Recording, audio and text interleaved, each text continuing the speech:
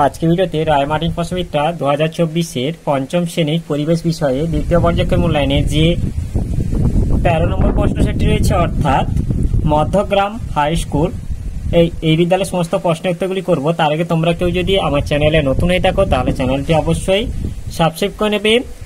এটা আছে সঠিক উত্তরটি নির্বাচন করে লেখো। 1 পলাশ, পিয়াল, সোনাঝুরি এই সমস্ত গাছ পশ্চিমবঙ্গের যে অঞ্চলে পাওয়া যায় তা হলো, এটা হচ্ছে মালভূমি অঞ্চল হবে।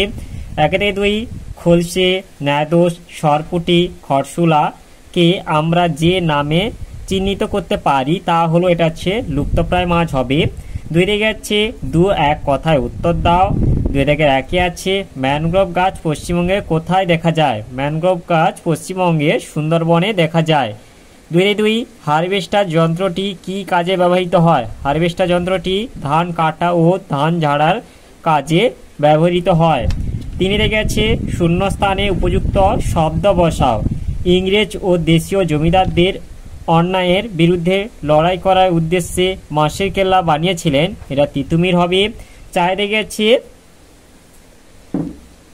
ঠিক বাক্যের পাশে ঠিক এবং ভুল বাক্যের পাশে কাটা চিহ্ন দাও।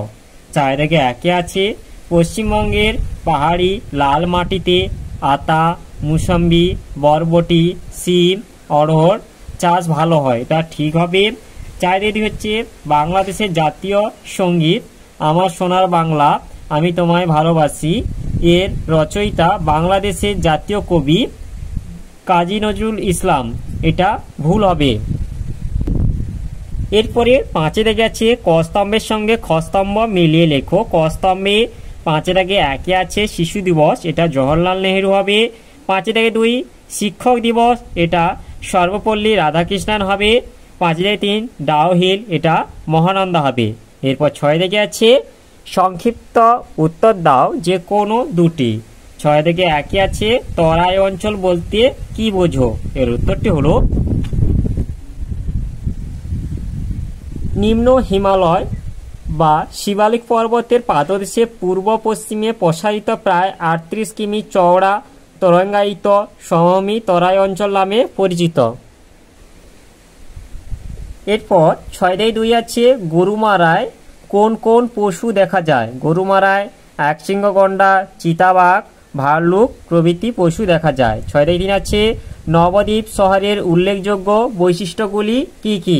এর উত্তরটি হলো নবদ্বীপ শহরটি ভাগীরথী ও জলঙ্গি নদীর মিলনস্থলে তীরে অবস্থিত। এখানে তাঁত শিল্প, কলেজ ও রেল স্টেশন আছে। চৈতন্যদেবের জন্মস্থান। এরপর 7 আছে যে কোনো দুটি প্রশ্নের উত্তর দাও। 7 আছে অতিরিক্ত রাসায়নিক কীটনাশক ব্যবহারে কুফল কি? এর উত্তরটি হলো বেশি রাসায়নিক কীটনাশক প্রয়োগ করলে জমির বন্ধুর পোকারাও মরে যাবে, ফলে মৌমাছি, প্রজাপতি, রেশম মথ, ফড়িং প্রভৃতির অভাবে পরাগ সংযোগ ব্যাহত হবে। এছাড়া মৌমাছি, রেশম মথ এর মতো পোকারা মারা গেলে অর্থনৈতিকভাবেও আমাদের ক্ষতি হবে। এরপরে টেকসই কৃষি ব্যবস্থা বলতে কি বোঝো? এর উত্তরটি হলো যে পরিবেশের উপর ন্যূনতম নেতিবাচক প্রভাব সহ দীর্ঘমেয়াদী খাদ্য ও পশু সম্পদ উৎপাদন করাকে টেকসই কৃষি ব্যবস্থা বলে। এরপরে 7-2 আছে আসানসোল কোন জেলায় অবস্থিত? আসানসোল পশ্চিম বর্ধমান জেলায় অবস্থিত। এই শহরের বৈশিষ্ট্য লেখো। এর উত্তরটি হলো কয়লাখনি অঞ্চলে বেশ বড় শহর, 3টে কলেজ ও একটা ইঞ্জিনিয়ারিং কলেজ আছে। পাশ দিয়ে বরাকর নদী গেছে। বিখ্যাত ইস্পাত কারখানা আছে এই শহরে ও কাছাকাছি অনেক শিল্প গড়ে উঠেছে। এরপরে 7-3 আছে স্বামী বিবেকানন্দ এবং নেতাজি সুভাষচন্দ্র বসু স্মরণীয় কেন? এর উত্তরটি হলো স্বামী বিবেকানন্দ জন্ম স্বামী বিবেকানন্দ 1863 খ্রিস্টাব্দের 12 জানুয়ারি উত্তর কলকাতার সিমলার দত্ত পরিবারে জন্মগ্রহণ করেন। খ্যাতি স্বামী বিবেকানন্দ অত্যন্ত মেধাবী ছাত্র ছিলেন। তিনি ঈশ্বরে অস্তিত্ব সম্পর্কে জানতে দক্ষিণেশ্বরে ঠাকুর রামকৃষ্ণ দেবের কাছে যান। তিনি তার শিষ্যত্ব গ্রহণ করেন, স্বামী বিবেকানন্দ নামে পরিচিত হন।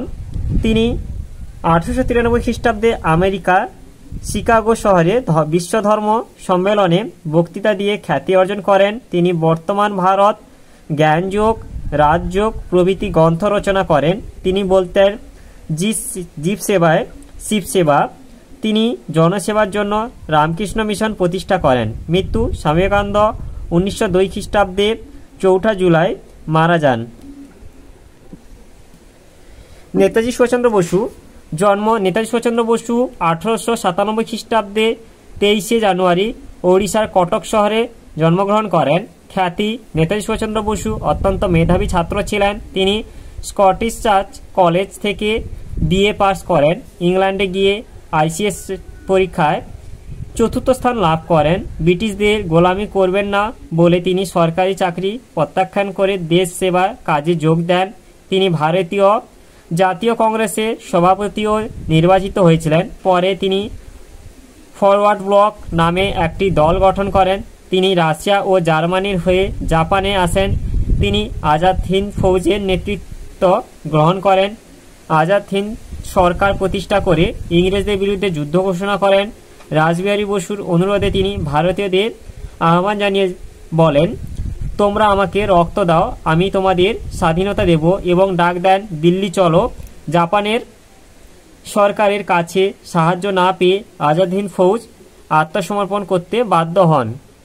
মৃত্যু জানা যায় নেতাজি সুভাষচন্দ্র বসু বিমানে যাওয়ার সময় জাপানে তাইহোকু বিমান দুর্ঘটনায় 1945 খ্রিস্টাব্দে 18 আগস্ট মারা যান। কিন্তু এই তথ্যে যথার্থ সম্পর্কে যথেষ্ট সন্দেহ অবকাশ রয়েছে। তাহলে আজকের ভিডিওতে আমরা পঞ্চম শ্রেণী পরিবেশ বিষয়ে যে 13 দাগে মধ্যগ্রাম হাই স্কুল এই বিদ্যালয়ের সমস্ত প্রশ্নের উত্তরগুলি শেষ করলাম। আর তোমরা কেউ যদি আমার চ্যানেলটা এখনও সাবস্ক্রাইব করে রাখোনি তাহলে চ্যানেলটা অবশ্যই সাবস্ক্রাইব করে নেবে। ভিডিওটি ভালো লাগলে ভিডিওটিকে লাইক, কমেন্ট ও শেয়ার করতে ভুলবে না।